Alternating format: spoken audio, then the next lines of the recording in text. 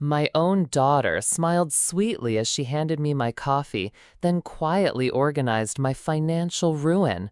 She waited until I had entrusted her with all my savings in the bank, then systematically emptied the accounts and declared me incompetent. But she underestimated the determination of an old woman. She was wrong, and you will find out why I say that.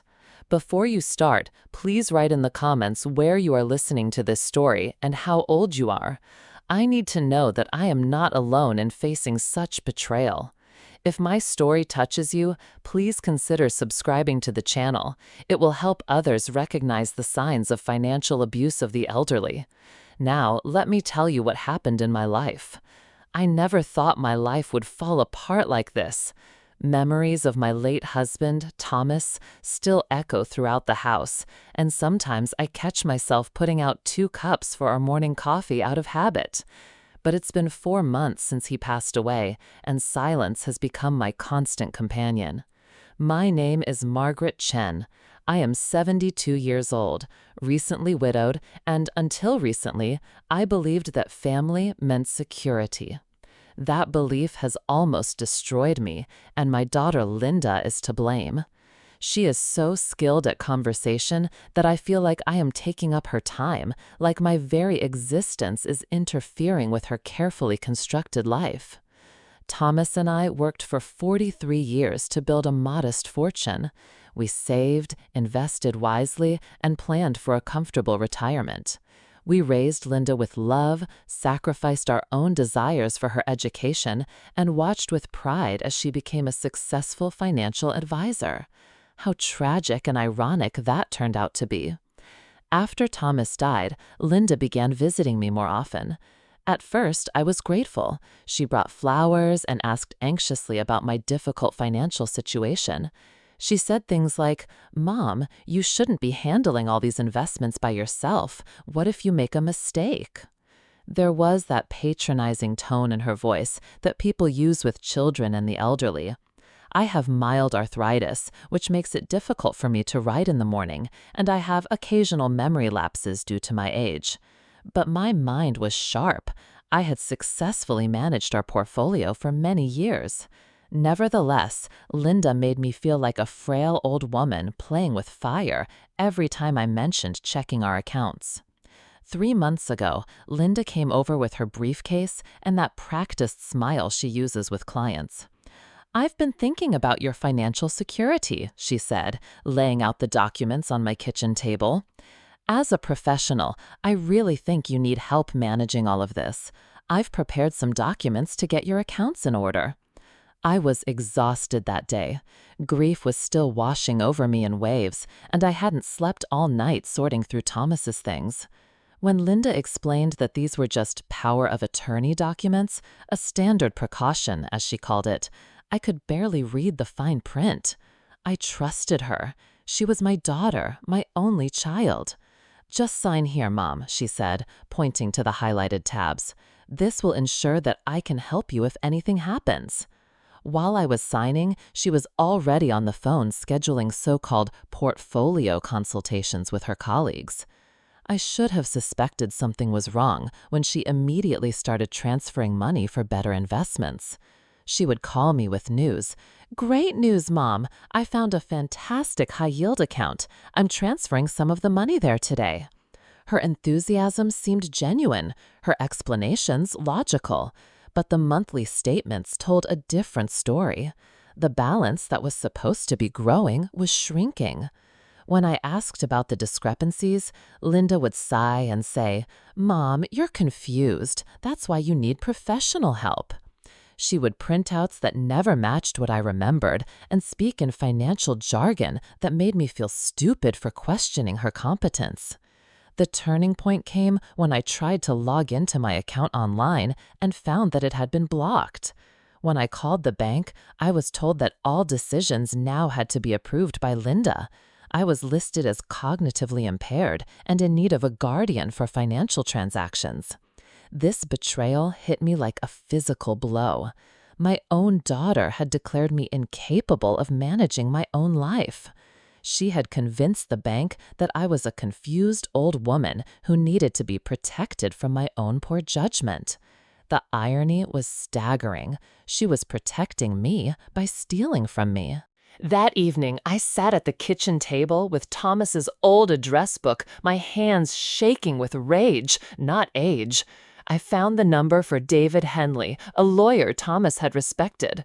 When I called the next morning, my voice was steady for the first time in months. "Mr. Henley," I said, "I need help. My daughter has stolen all my savings, and everyone thinks she's helping me." David listened without interrupting while I explained everything. When I finished, he was silent for a moment. Then he said, "Mrs. Chen, what you are describing is financial abuse of the elderly. It happens more often than you think, and unfortunately, it is often perpetrated by family members. But you are not helpless. We can fight this." Those words, "you are not helpless," were the first hope I had felt in months. David immediately began an investigation. What he discovered was staggering. Linda had transferred more than $200,000 from my accounts into investments that directly benefited her. She used her professional authority to convince other institutions that she was protecting an incompetent mother, when in fact she was systematically plundering my savings. The legal battle was swift but brutal. David filed for emergency measures to freeze all accounts and demanded a full audit. Linda's response was predictably manipulative. She told anyone who would listen that I had episodes and that the lawsuit proved my mental illness. But David was well prepared. He brought in an independent psychiatrist who confirmed my mental capacity. He documented every suspicious transaction, every forged signature, every lie Linda had told the financial institutions. The evidence was irrefutable. The court hearing was the hardest day of my life. Seeing Linda in the courtroom, no longer my defender but my adversary, I broke down, and I am still trying to heal that wound. Even then, she tried to maintain a caring appearance, professing her concern for my deteriorating condition. But when David presented the evidence, the transferred funds, the forged documents, the investments that, coincidentally, had made Linda a profit, her composure broke down. The judge's decision was clear. Linda had committed financial abuse of an elderly person and fraud. All assets had to be returned immediately, and she faced criminal prosecution. Restoring my financial situation was only the beginning of my healing. The deeper wound was the loss of trust, the stunning realization that my own daughter saw me as nothing more than an aging obstacle to her inheritance. She was waiting for me to die or become so incapacitated that she could take control without resistance. Linda never apologized. Even after the court ordered her to return the money, she continued to claim that she was protecting me from myself. Shortly thereafter, she moved across the country, leaving behind a string of professional sanctions and a mother who had learned the hardest lesson of her life. Love does not guarantee loyalty. But here's what Linda didn't understand about old women like me. We are survivors. We have lived through decades of trials, raised children, buried spouses, and rebuilt our lives more times than anyone can imagine. Her betrayal was devastating, but it didn't destroy me. On the contrary, it revealed a strength I had forgotten I had. I used my experience to help others. I started volunteering with elder advocacy groups and sharing my story at community centers and nursing homes. I learned that financial abuse of older adults affects millions of seniors and is often perpetrated by those closest to them. My story was not unique, but my experience of survival could help others recognize the warning signs. Thomas said that the greatest challenges in life often become our greatest goals.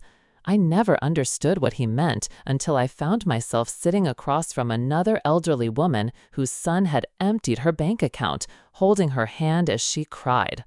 In that moment, I realized that Linda had unwittingly given me something valuable, the ability to help others avoid my fate. I still live in the house I shared with Thomas, and I still set 2 coffee cups on the table in the morning.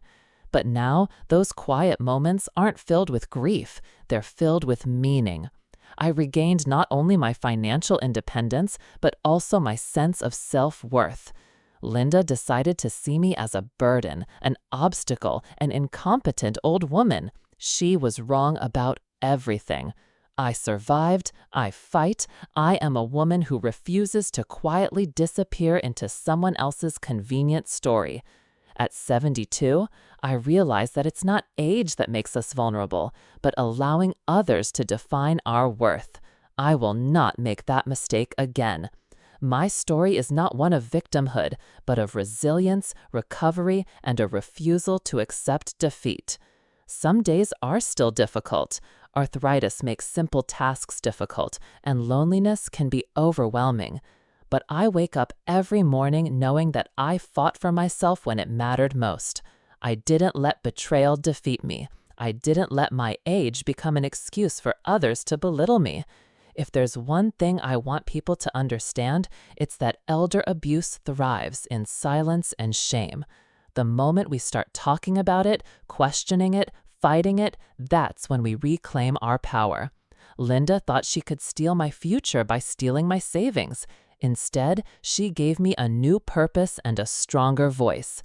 Now I measure my life not by the years I have left, but by the lives I have touched, the stories I have shared, and the battles I have won.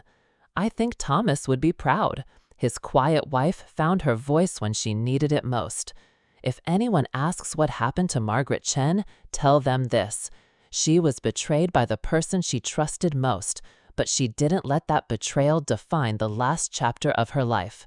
She fought back, rebuilt her life, and used her pain to protect others. She proved that 72 years is not too old to start over, and it is never too late to stand up for yourself. Thank you for listening to my story. Please write in the comments where you read it. Your support is very important to older people facing similar issues. If this story touched you, please subscribe to help spread awareness about elder abuse. Together, we can protect the most vulnerable members of our community. I wish you strength, wisdom, and courage to speak up when something is wrong. Good luck to you all.